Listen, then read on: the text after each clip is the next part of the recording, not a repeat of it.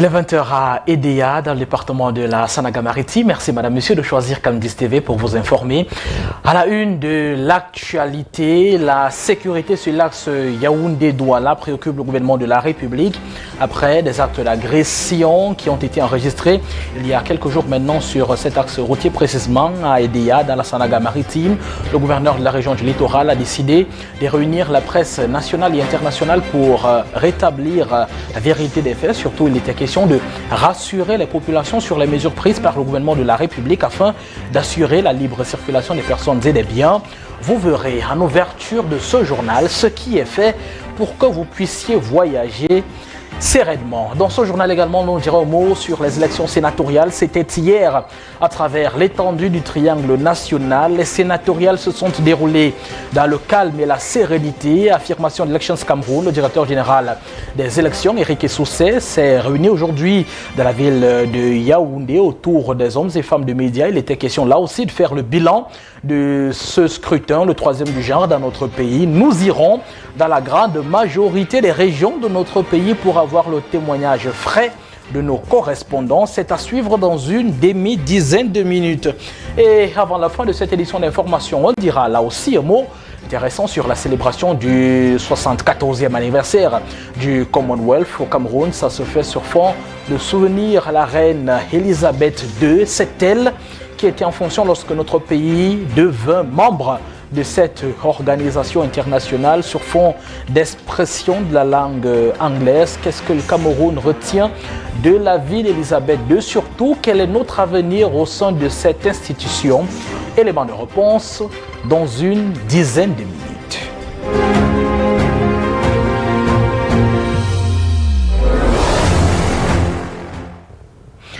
Madame, bonsoir. Monsieur, bonsoir. Je suis heureux de vous savoir nombreux à nous regarder ce soir. Vous avez certainement vu circuler sur les réseaux sociaux ces images effrayantes de bus et autres voitures de transport personnel vandalisées, agressées dans la ville d'Edéa pour la majorité, en tout cas sur le tronçon Yaoundé-Douala. Et bien pour rassurer l'opinion publique, le gouverneur de la région du littoral, Samuel Dieudonné Vahadiboa, a donné un point de presse dans la ville de Douala. Il était question de présenter aux Camerounais ce qui est fait par le gouvernement de la République, précisément par les éléments de nos forces de défense et de sécurité pour assurer la libre circulation des personnes et des biens. Le point de presse, c'était devant les caméras de Camdis TV. La correspondance est signée Martin Matip, Sylvain Songo et Jean-Paul Yango depuis Douala. Ça a surgi de nulle part, coupant aux friands de voyage de nuit l'appétit de s'en délecter. Du moins ce jour qui suit l'agression à la pierre dont ont été victimes plusieurs usagers de la route entre les villes de Douala et d'Edéa hier nuit aux environs de 21h. Le phénomène a inondé la toile ce matin avec des images et témoignages chocs, non sans commentaires de tout genre, créant ça et là panique et peur. Quoi de plus normal? Mais ce qu'on ignore est que la réaction des autorités administratives et forces de maintien de l'ordre ne s'est guère fait attendre. 4 malfaiteurs présumés sont actuellement aux arrêts. Assurance du patron de la région. À 23h, quand nous avons été au courant, les forces de sécurité se sont déployées sur le terrain, alertant le côté d'Edéa, le renfort venant du côté de Douala, et ce qui fait que 4 suspects ont été interpellés. Et déjà des mesures sécuritaires de pointe sont engagées côté administrateur civil. Les 4 préfets des départements du littoral ont été inscrits ce jour même de pouvoir organiser à leur niveau des bouclages au niveau des zones cibles pour pouvoir dénicher des personnes, des individus qui se cachent pour faire commettre ces forfaits. Des mesures qui ont vocation à s'étendre sous peu au niveau des autorités traditionnelles pour un renforcement sécuritaire bien plus large encore. Par ailleurs, les chefs de village de tous ces axes vont également être rapidement réunis pour activer, pour ceux qui n'avaient pas encore fait, des comités de vigilance. Ce phénomène de notre genre pouvant constituer une entrave aux activités de transport interurbain nocturne, le numéro 1 régional rassure. Nous allons rapidement éradiquer ce phénomène de cailloux lancés sur des pare-brises et peut-être ainsi renforcer la quiétude pour que les uns et les autres se déplacent sur nos axes, de jour comme de nuit, en toute assurance. Le gouverneur prie par ailleurs toute personne victime de ces actes malfaisants de saisir en premier les autorités locales pour une réaction immédiate et plus encore efficace. La sécurité sur cet axe routier et sur tous les autres du Cameroun dépend de la vigilance de nos forces de défense et de sécurité, mais aussi des bons gestes que vous pourriez adopter, vous, conducteurs ou passagers de ces véhicules de transport collectif ou individuel. Pierre-Bernard Coigneux, dans le présent reportage, passe en revue ces gestes utiles qu'il faut adopter, les mesures de sécurité qu'il faut prendre lorsque vous prenez la route, particulièrement de nuit. Je propose de regarder.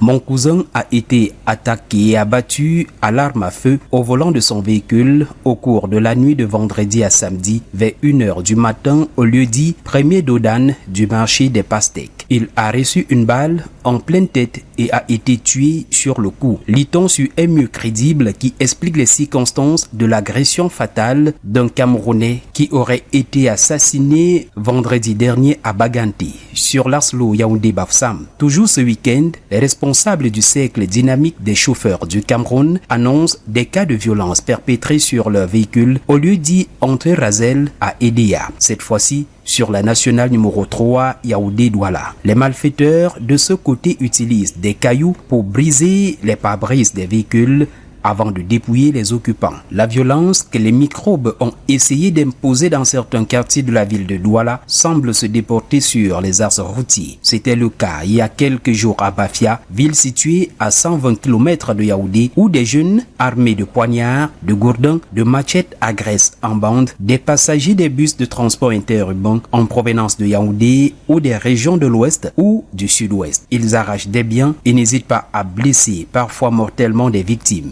Mal leur en a pris, ces présumés malfaiteurs, une dizaine cette fois-là, de sources sécuritaires ont été interpellés par la compagnie de gendarmerie de Bafia. Il serait donc urgent que les opérations coup de poing se multiplient sur ces axes pour sécuriser davantage les hommes et leurs biens. Voilà qui est rassurant. Un mot d'élection sénatoriale dans la suite de cette édition d'information. Direction le département de la Léquié dans la région du centre Cameroun. Le RDPC s'en sort gagnant avec 256 voix pour contre 12 voix seulement pour le Front des démocrates camerounais. L'élection était donc âprement disputée. Victoire haut la main du parti de la Flamme ardente amené dans le département de la Léquié par le ministre Henri Eyebea. Ici, je vous propose de revivre cette élection dans ce résumé que nous propose Lavoisier Kiga et signe la correspondance depuis la Léquié. RDPC 256 voix, FDC 12 voix. C'est le score ayant sanctionné le scrutin des sénatoriales 2023 dans la Léquié, soit 4,35% pour le Front des démocrates camerounais et 95,65% pour le Parti des Flammes. On était serein. On se dirait que, sauf séisme de grande amplitude, de manière extraordinaire, que ça pouvait nous échapper. 269 grands électeurs attendus, 269 suffrages valablement exprimés, aucun bulletin nul. Et des grands électeurs bien concentrés qui ont accompli avec discipline leur devoir citoyen. Tout s'est passé en toute transparence. Il n'y a eu aucune contestation. Les deux partis en liste étaient représentés dans tous les bureaux de vote. Plusieurs observateurs internationaux également venus toucher du doigt une organisation locale que tous jugent assez satisfaisante. Ce que j'ai vu aujourd'hui, c'était le déroulement, je dirais, de vote a été très très bon. Les gens qui sont venus ici pour voter ont été très très heureux d'avoir la possibilité de le faire. Et je crois que la CAM a très bien fait en organisant les élections ici. Les résultats ci-dessus, faut-il le rappeler, restent cependant provisoires encore en attendant la compilation de tous les procès-verbaux et leur proclamation définitive par les instances compétentes. Dans la région du littoral également, le Rassemblement démocratique du peuple camerounais s'en sort avec la majorité des sièges. Mais le plus remarquable, c'est le calme et la sérénité dans lesquels se sont déroulés ce scrutin du 12 mars dernier. Je propose de revivre ces événements dans cette correspondance que signe Sylvain Songo, Martin Matip et Jean-Paul Leyango depuis Douala. Jour d'élection dans le Vouri. Il est 7 heures et déjà tout le dispositif électoral est en place.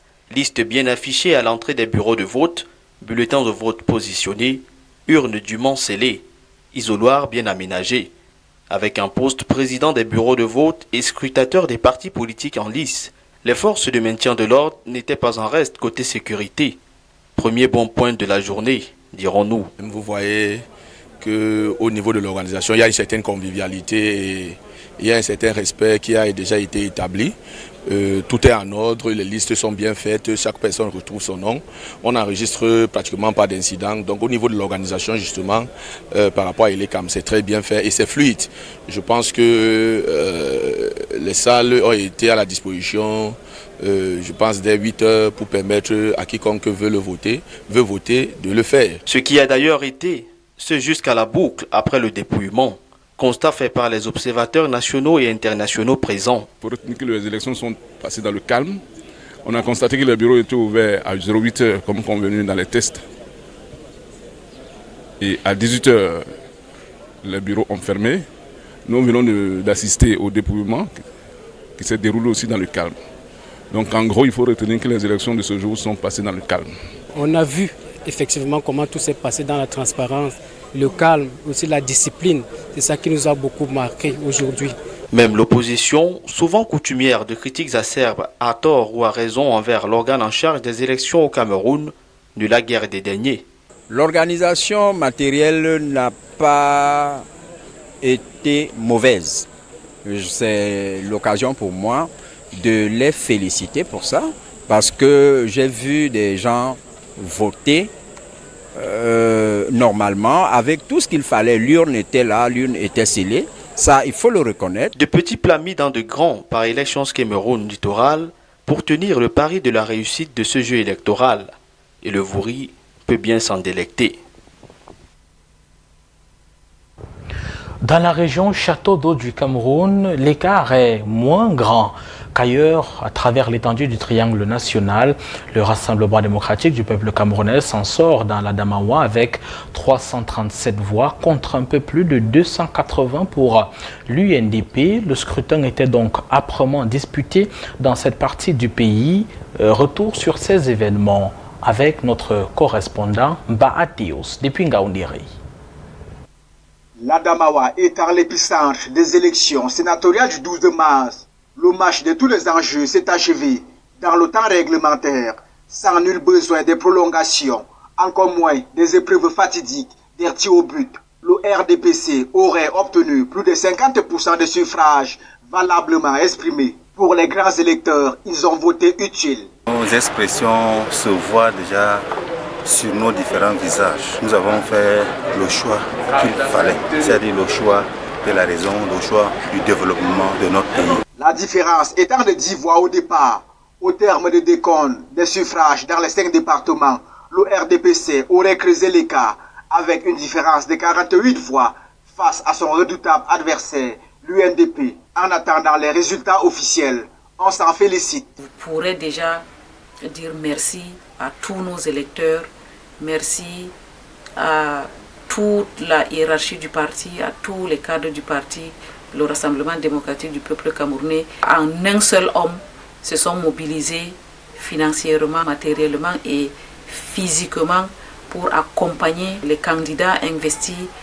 par le chef de l'État et pour que nous ayons cette victoire aujourd'hui. Après une série de défaites pour les militants du parti aux flammes, c'est la lumière au bout du tunnel. Les premiers résultats donnent notre parti, le RDPC.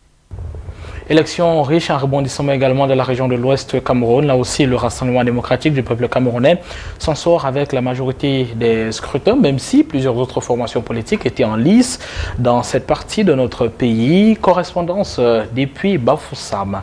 Elle est signée Samuel Ponok.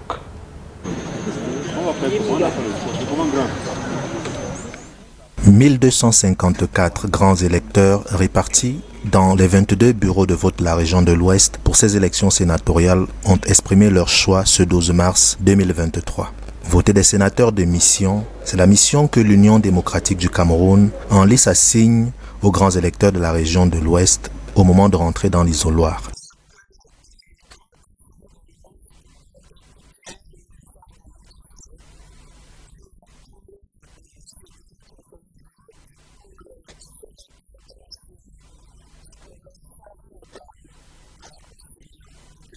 À Bafoussam, le premier magistrat municipal de la ville a accompli en premier son devoir citoyen comme pour servir d'exemple. Je suis arrangé à être ici très tôt, avant l'ouverture des bureaux de vote.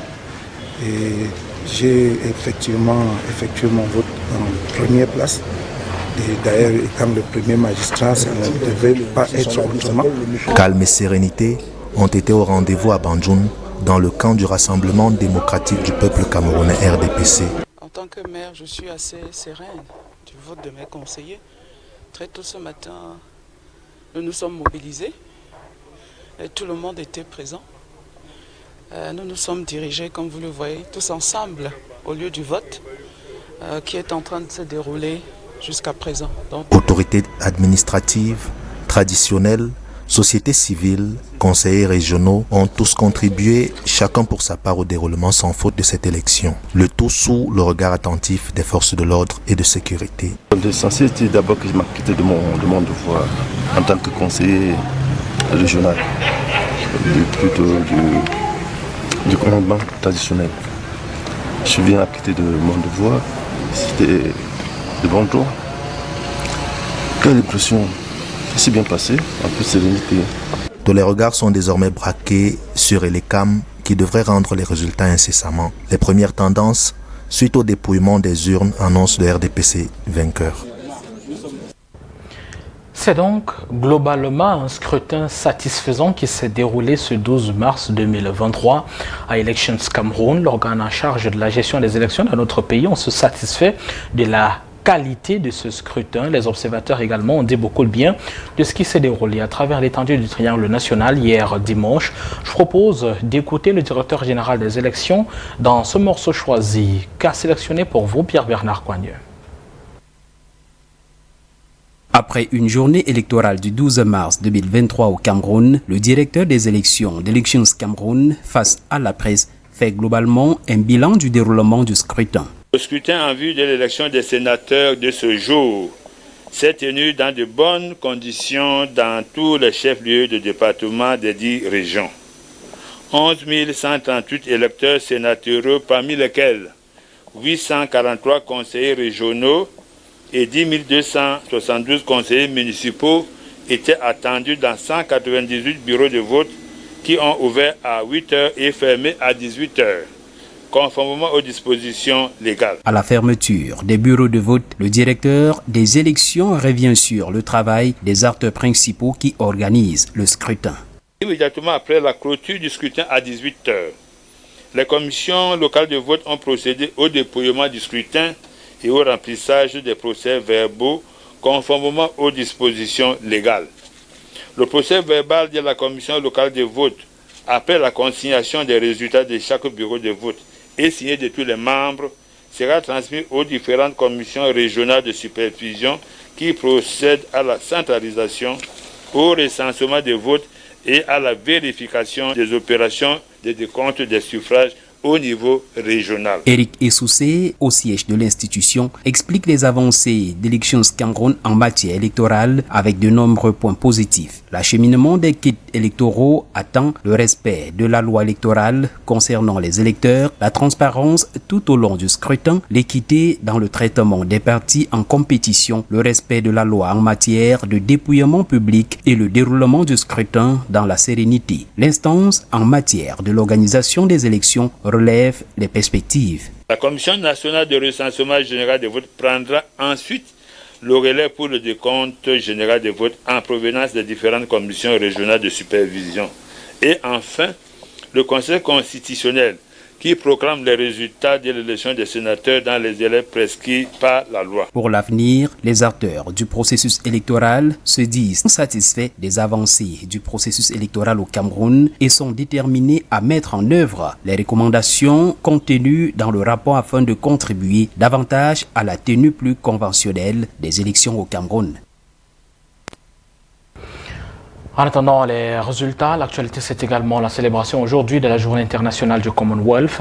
Le Cameroun s'est joint au reste de la communauté internationale pour observer ces journées qui marquent l'adhésion à cette organisation internationale. Ça fait 74 ans exactement qu'elle est célébrée à travers le monde. Aujourd'hui, des manifestations ont été organisées à l'esplanade du ministère des Relations extérieures de la ville de Yaoundé, notamment pour saluer la mémoire de la reine Elisabeth II qui aura facilité l'adhésion du Cameroun dans cette institution internationale. Je propose de revivre cette cérémonie riche en son et en couleurs dans cette correspondance que signent Marie-Solange Manga et Samuel Bonis. Après une semaine d'activités commémoratives ayant mis l'accent sur les actions collectives visant à relever les défis conjoints et atteindre les objectifs communs, c'est une cérémonie riche en couleurs qui vient de clôturer les activités du Commonwealth au Cameroun sous fond d'amitié entre les 56 pays membres. Du message de la journée du Commonwealth cette année est tout simplement que nous devons tous travailler et contribuer à mettre en place un paix durable et un avenir commun. Plus de 8 ministres du cabinet et certains membres diplomatiques ont pris part à cet instant culturel au cours duquel des hommages ont été rendus à la reine Elisabeth II et des soutiens au roi Charles III. Dans le contexte que nous avons organisé des activités qui ont fait contribuer toutes les couches de notre société pour partager et confirmer notre attachement aux valeurs et principes du Commonwealth qui tournent autour de la paix, le maintien de la paix, l'état de droit, la bonne gouvernance, le respect des droits de l'homme. La cérémonie s'est clôturée par une séance de remise de distinctions aux apprenants exceptionnels des établissements scolaires ayant pris part au tarif Commonwealth Mini Trade. Ceci accompagné de plusieurs chansons et poèmes pour la paix. Cette année, la journée internationale du Commonwealth est célébrée sur fond de protection de la nature. Le ministère de l'Environnement et de la Protection de la Nature a donc saisi l'opportunité de cette journée pour présenter au grand public son action en vue du reboisement et surtout de la préservation du bassin du Congo. Cela intervient quelques jours seulement après la World Forest Summit qui s'est tenue au Gabon, à Libreville. Le Cameroun y était représenté par son premier ministre-chef du gouvernement, Chief Dr Joseph Dion-Gouté. Je propose de revenir sur cet événement dans ce reportage que signent Larissa Liking et Franck Ebéniste. A healthy environment, our Commonwealth, c'est avec ce thème évocateur que s'est déclinée la semaine d'activité du ministère de l'Environnement, de la Protection de la Nature et du Développement durable, en prélude de la célébration de la 74e édition du Commonwealth. Après la foire exposition tenue les 9 et 10 mars au Musée national, une journée de sensibilisation jeune a été organisée dans la banlieue de Bankomo vendredi dernier. Nous avons projeté un film, le film Avatar, La Voix de l'eau. Beaucoup de personnes vont se demander, bon, vous parlez de la journée du Commonwealth, vous parlez de l'environnement, mais pourquoi leur projeter ce film-là? C'est parce que ce film est un film plein d'enseignements. À travers ce film, nous avons amené les jeunes qui étaient présents ici à comprendre pourquoi est-ce qu'il est indispensable de préserver l'environnement. Ce film évoque de nombreux problèmes, par exemple le droit des peuples autochtones, la destruction de la biodiversité, l'exploitation des ressources, la pollution, la guerre. La diffusion du film Avatar a justement permis à la trentaine de jeunes mobilisés dans cette salle de cinéma d'intégrer les notions primaires de protection de l'environnement. J'ai retenu qu'il faut encourager le reboisement, éviter les feux de brousse, ce sont les facteurs majeurs qui sont à la destruction de cet environnement. Encourager aussi les recyclages, que ce soit dans les ménages, en public, les ordures ne doivent pas être déposées dans les endroits publics, on doit les remettre dans les bacs à ordures. 3h10 de visionnage qui, à terme, contribueront à forger cet avenir commun, pacifique et durable, voulu par les désormais 56 nations membres du Commonwealth. Les problématiques de protection de la nature sont liées à celles de l'agro-industrie dans notre pays. C'est un secteur en plein essor. Une entreprise agro-industrielle est en cours d'implémentation, par exemple, dans la localité de Bangwa, c'est dans le département du Ndé, région de l'Ouest Cameroun. Capacité de transformation 100 000 tonnes pour pouvoir transformer en produits semi-finis et finis la production issue de plus de 113 hectares arabes. Je propose de parcourir les chiffres et surtout de visiter cette entreprise gigantesque en cours d'implémentation dans notre pays dans ce reportage que signe Chantal Yao.